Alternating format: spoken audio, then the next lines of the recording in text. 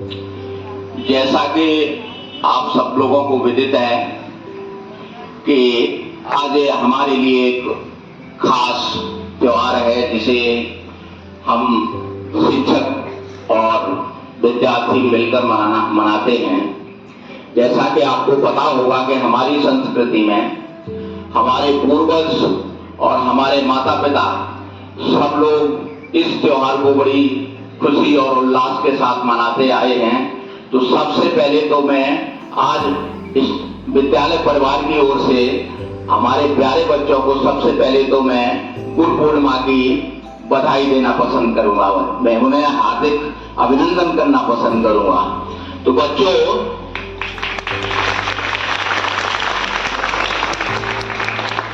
गुरु पूर्णिमा का महत्व हमारी जिंदगी में अहमियत रखता है।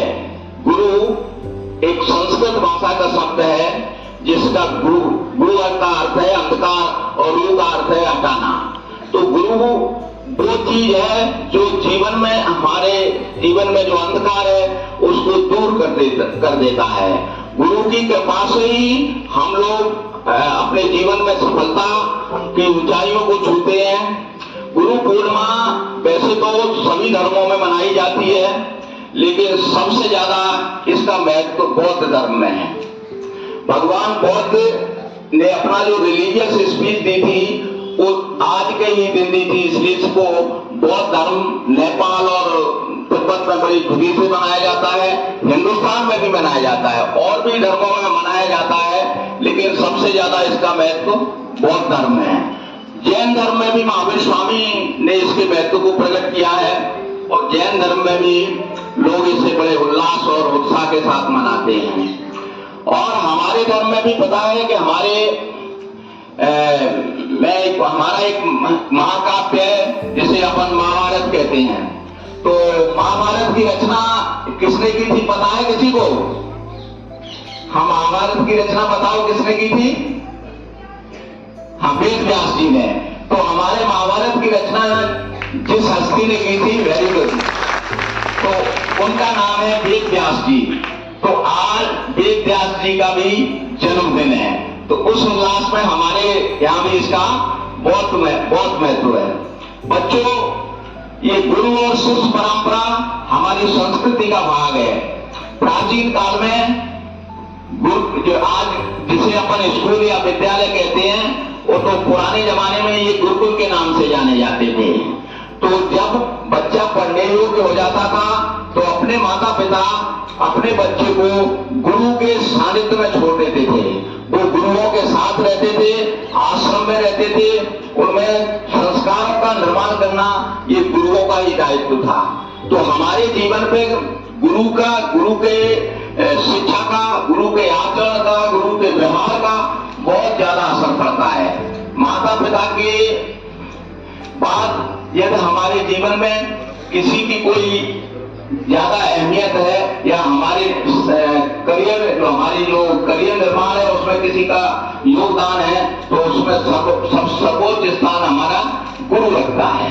छात्र और गुरु एक ऐसा रिश्ता है जो कि हमारी संस्कृति में सदियों से चलता आ रहा है। तो बच्चों, जिंदगी में तो जब दो व्यक्ति बोले तो हमें बड़ी सावधानी से सुनना चाहिए। सबसे प्रथम तो आपके पेरेंट्स और दूसरे गुरु। ये दो व्यक्ति संसार में ऐसे हैं जो आपको आपकी सबसे ज्यादा भलाई चाहते हैं, और ये जो कि आप चाहते हैं कि हमारे शिष्य जीवन में कुछ हासिल करें, जीवन में सफलता की ऊंचाइयों को छुए और वो अपनी जिंदगी एक अच्छे नागरिक के तौर पर बिताना चाहें। बस, धन्यवाद। आज गुरु पूर्णिमा के अवसर पर आप सभी को बहुत बहुत बधाई। साथ ही मैं ये भी कहना चाहता हूँ कि जो गुरु पूर्णिमा का पर्व है, इसमें हमें अपने जीवन में कुछ ऐसे विचारों को अंगीकार करना होता है या ऐसे विचारों को प्रकट करना होता है अपनी गुरु के सम्मान में। जब भी हम गुरु से मिलें या गुरु के सामने हों तो प्रेम से, स्नेह से, आदर से, इस तरीके से हम उनका अभिवादन करें कि वो हमारे बॉडी लैंग्वेज में भी रिफ्लेक्ट होना चाहिए, झलकना चाहिए केवल नमस्ते कर ली और चले गए दौड़ लगाते हुए, ऐसे नहीं। जब हम उन शब्दों का उपयोग करें जो हम गुरु के सम्मान में बोल रहे हैं, तो उसमें करुणा का, प्रेम का ये भाव भी हमारे साथ, हमारे हृदय में होना चाहिए। उनके प्रति हमारा सम्मान प्रकट होना चाहिए हमारे व्यवहार से, हमारे बर्ताव से।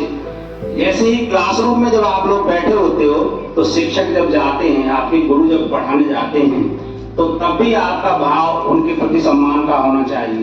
वो क्या कह रहे हैं उसको गौर से सुनना चाहिए। जीवन में जैसा कि सर ने बताया, दो ही ऐसे व्यक्ति हैं, पहले गुरु आपके माता पिता और दूसरे आपके गुरु माने शिक्षक। जितने भी शिक्षकों ने आपको पढ़ाया है या आगे पढ़ाएंगे, उनके प्रति हमारा जो दायित्व है, हमारा जो कर्तव्य है, केवल कुछ नहीं है, प्रेम और सम्मान का भाव है उनके प्रति, बस वही बनाए रखें। एक शिक्षक केवल इतना ही चाहता है कि आप उनके प्रति कृतज्ञ रहें, उनके साथ सम्मान का भाव रखें, बस। इससे ज्यादा और कुछ नहीं चाहिए होता है गुरुओं को। और जब भी आप अपने गुरु के रूबरू सामने हो, तब हमें उनका सम्मान, यथा सम्मान जैसा भी आप करते हो, आपके धर्म के अनुसार, अपने माता पिता के जो उन्होंने सिखाया है उसके अनुसार, इस तरीके से हमें उनके साथ व्यवहार करना चाहिए।